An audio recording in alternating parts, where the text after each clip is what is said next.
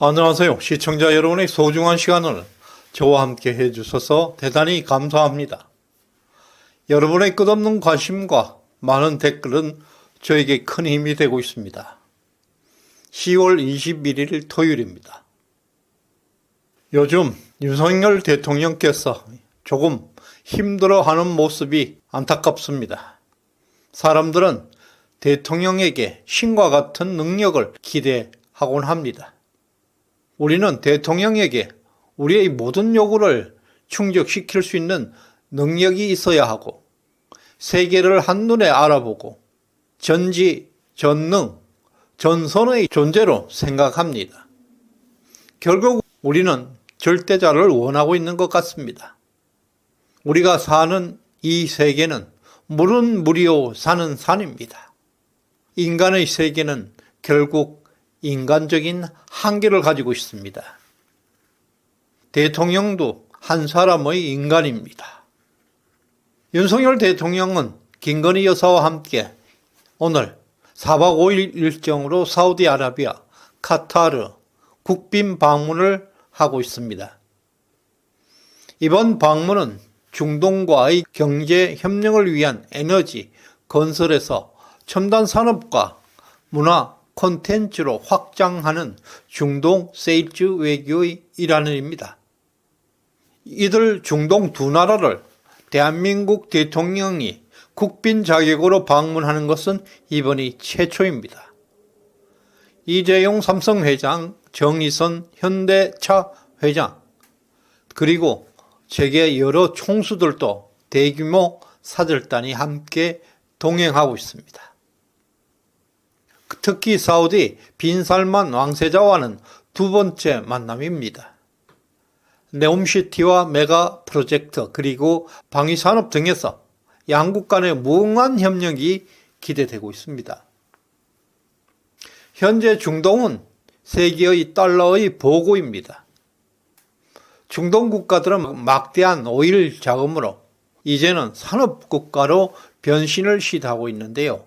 그 중심에 대한민국은 가장 매력적인 파트너입니다.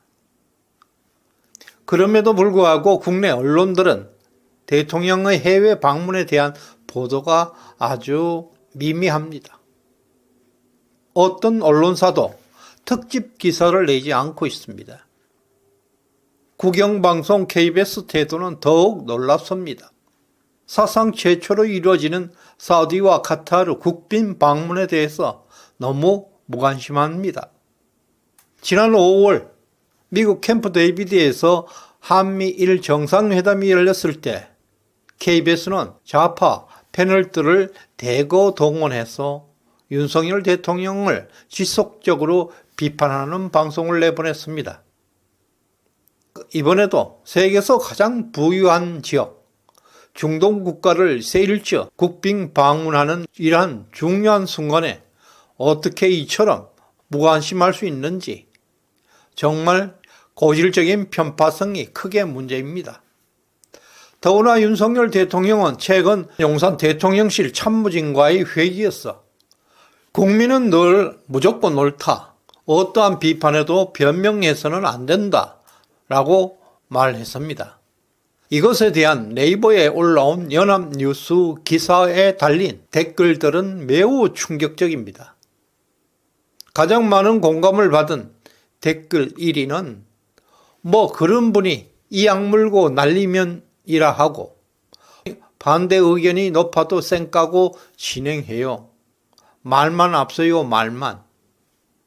두 번째로 많은 공감을 받은 댓글은 대다수의 국민들이 당신이 내려오기를 원하고 있습니다. 이것입니다. 이러한 악질적인 댓글에 대한 공감률이 무려 88.42%입니다.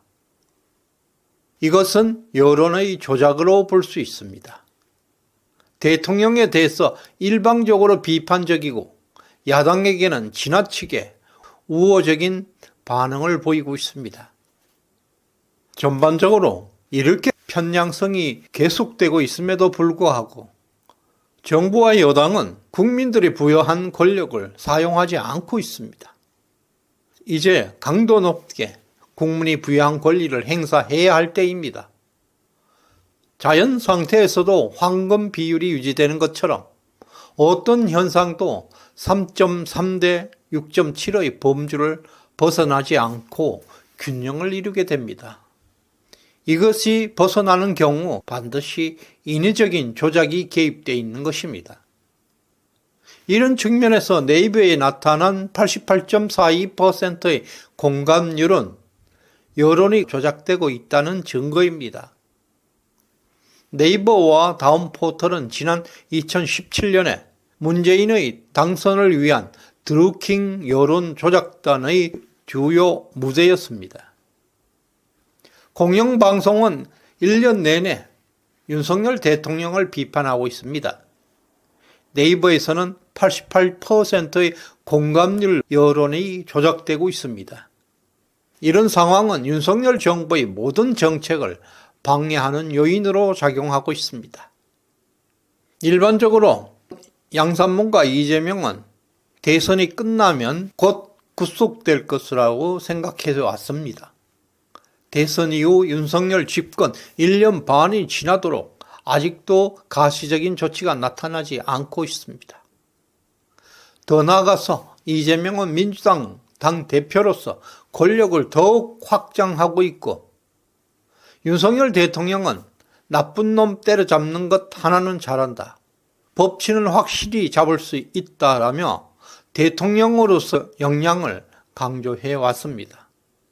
양산문에 대한 사법 처리는 소식조차 없습니다. 전 정권에서 수많은 부패와 비리 사건들이 법원에서 차단당하고 있습니다. 이로 인해서 일반 국민들은 분노하고 있습니다.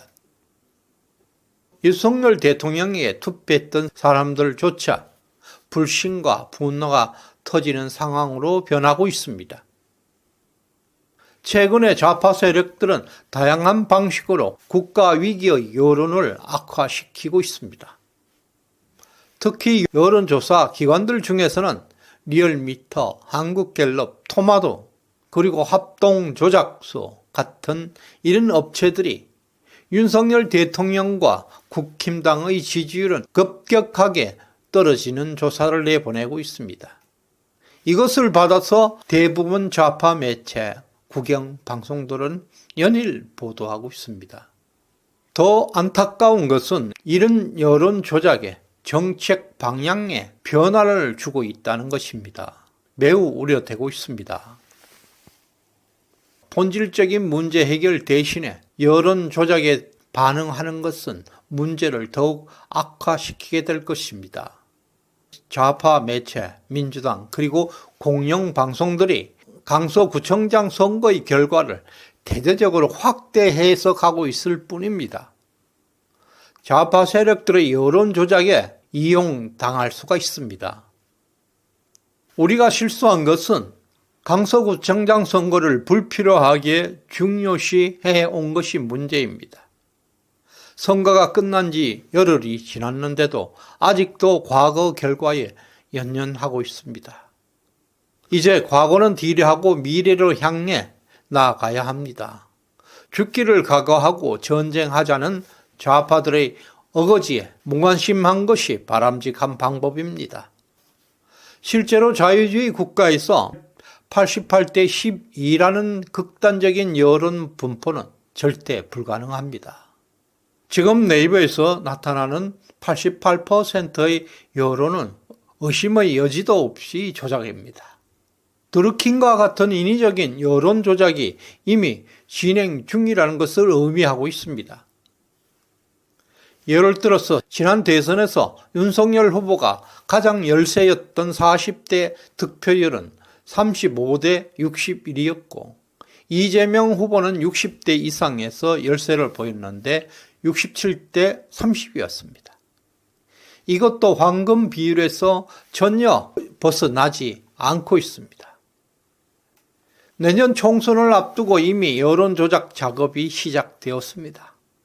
차이나, 북한, 개딸, 그리고 제3조직, 이런 조직들이 활성화되고 있다는 사실은 문재인을 당선시킨 드루킹 팀이 증명하고 있습니다. 이재명 대표는 최근 3년 동안 약 750억의 어마어마한 자금을 정치권에 뿌렸습니다.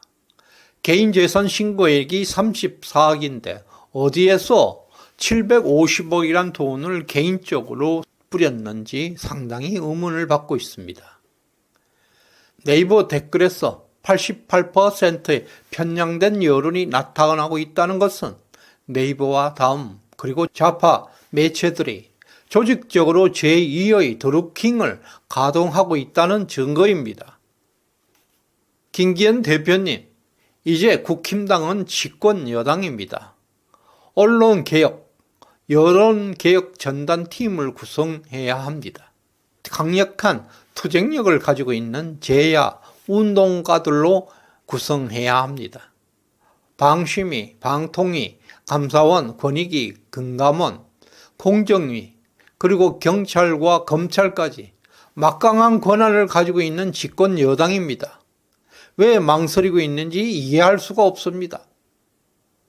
윤석열 대통령은 지금까지 너무나 잘 하고 있습니다.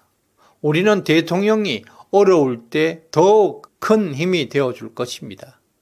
어떠한 여론 조작에도 흔들리지 않고 중심을 잡을 것입니다. 단 부정선거와 여론 조작은 반드시 차단해야 합니다. 우리 보수 우파가 패배했던 총선은 역사상 2번밖에 없습니다. 부정선거와 여론 조작을 차단하면 좌파들은 결코 승리할 수 없습니다. 김기현 대표는 임기 내에 이러한 문제를 해결할 수 있는 대표가 되시길 바랍니다. 오늘 후원해 주신 이은수님, 진심으로 감사드립니다. 끝까지 시청해 주셔서 고맙습니다.